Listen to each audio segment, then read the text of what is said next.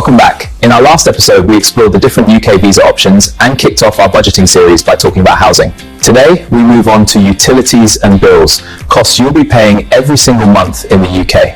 Monthly utilities, including electricity, gas, water and internet, are essential household expenses. This is a local tax on households, around £100 to £200 per month depending on property and area, that all residents pay.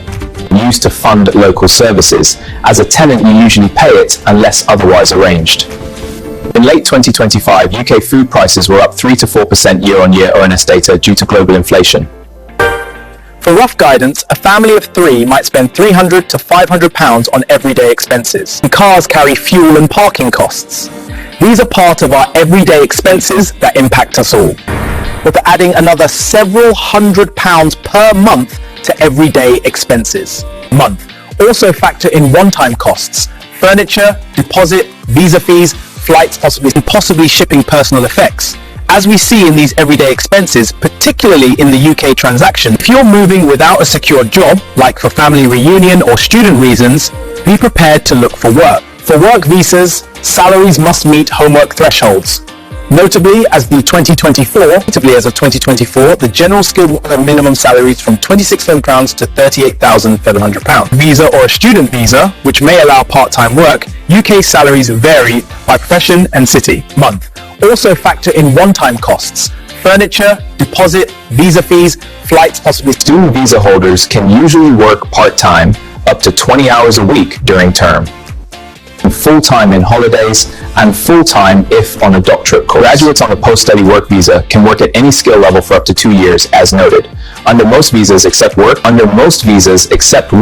you cannot claim public funds, welfare, or benefits. That means you must rely on personal funds or salary, not unemployment benefits. One exception is the child benefit if you have UK-born or resident children. For families with children, education and childcare are critical. In the UK, state schooling is free and compulsory roughly from age 5 to 16. Children normally start reception year at age 4 to 5, and age varies slightly by country, e.g. In Scotland, children usually start school aged 5 and progress through primary and secondary school under the national curriculum, though Scotland and Northern Ireland have their own curricula. Before school age, childcare options include day nurseries, childminders, nannies, or family members.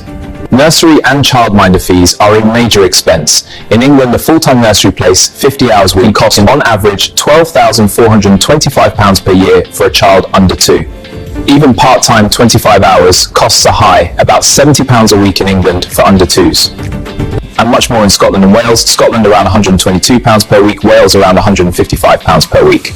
Childminders are slightly cheaper, £59–60 during Lent, but over £130 in Scotland. The UK offers subsidised childcare for working parents. In England, eligible working parents can claim 30 free hours per week of childcare for 38 weeks a year.